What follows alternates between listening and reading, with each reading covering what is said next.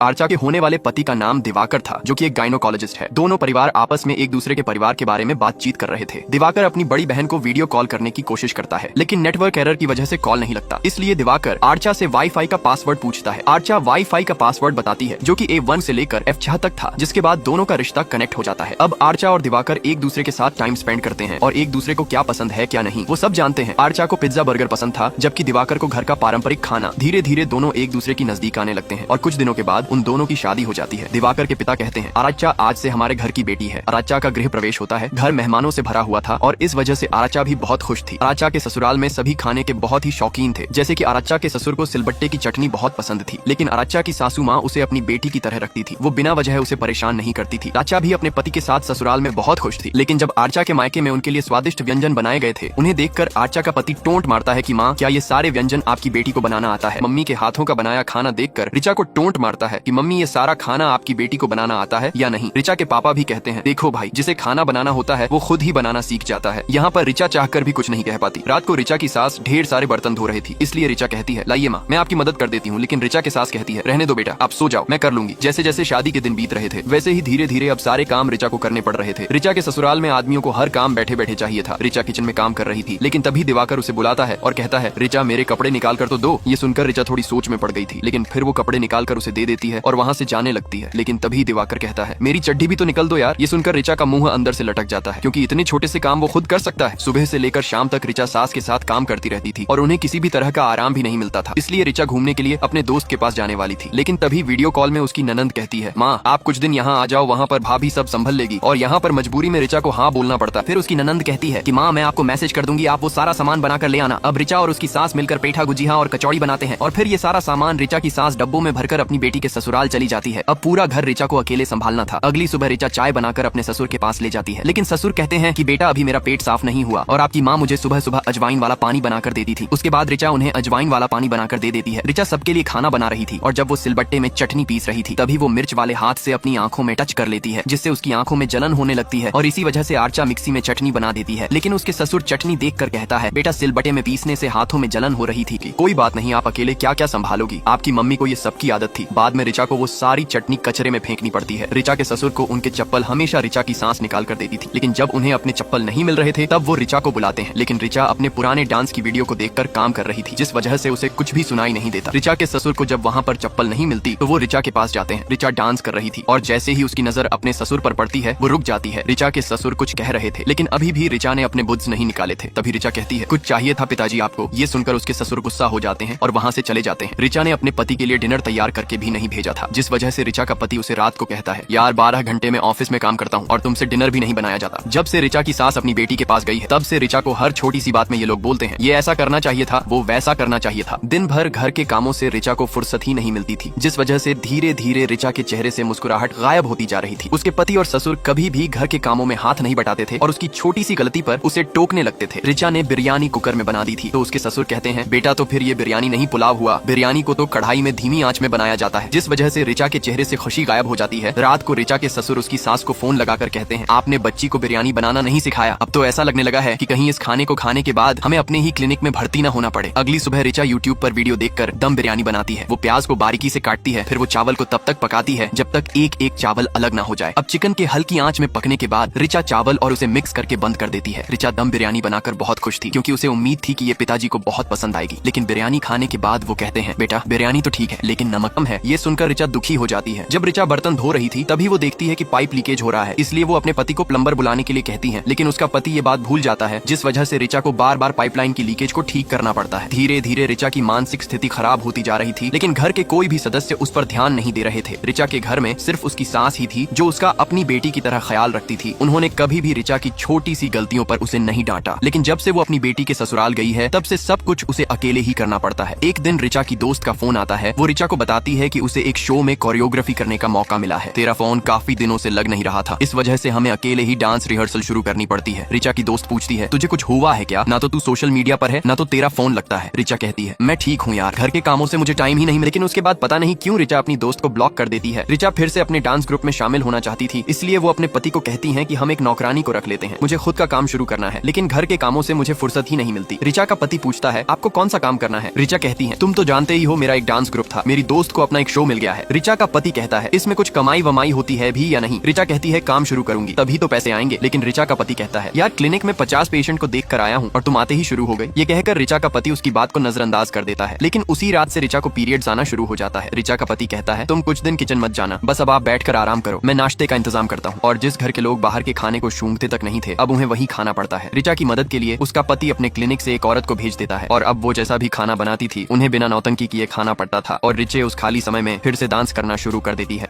पिछले पार्ट में हमने देखा कि रिचा को पीरियड आना शुरू हो जाते हैं जिस वजह से रिचा का पति उसे आराम करने के लिए कहता है। रिचा का पति अपने क्लिनिक की स्वीपर को रिचा की मदद करने के लिए भेज देता है। रिचा उनसे पूछती है क्या एक नौकरानी मिल सकती है। स्वीपर कहती है मैंने तो बहुत सारी नौकरियां भेजी थी लेकिन आपके घर में रोक टोक छुआछूत बहुत होता है जिस वजह से सभी ने काम छोड़ दिया। घर का सारा काम स्वीपर संभाल लेती थी लेकिन उसके हाथों का बना खाना खाकर रिचा के ससुर का मुंह लटक जाता था। लेकिन उधर रिचा खाली समय में अपने पुराने डांस के वीडियो देखकर फिर से डांस करने लगती है जिससे धीरे धीरे अब रिचा के चेहरे पर हंसी वापस आने लगती है। और कुछ दिन बाद रिचा डांस एकेडमी में रजिस्ट्रेशन कर देती है। पीरियड खत्म होने के बाद रिचा बड़े प्यार से जब दाल पीठा बनाती है तो वो पूछती है कैसे बने हैं। तभी उसका पति कहता है माँ की रेसिपी बिगाड़ने के लिए भी टैलेंट लगता है। ये सुनकर रिचा की सारी उत्सुकता खत्म हो जाती है। तभी उसका पति कहता है मैं तो मजाक कर रहा हूँ यार। रिचा कहती है मैं आप दोनों को एक बात बताना चाहती हूँ, मैं सोच रही थी कि जॉब के लिए अप्लाई कर दूं। रिचा के ससुर कहते हैं ऐसी क्या जरूरत पड़ी बेटा जो आपको नौकरी करनी है, छोड़ो। अच्छा आप ये बताओ आपकी जॉब क्या है। रिचा कहती है डांस टीचर की जॉब है। ये सुनकर रिचा के ससुर कहते हैं बेटा ये काम हमारी फैमिली पर शूट नहीं करता है। Comment next part.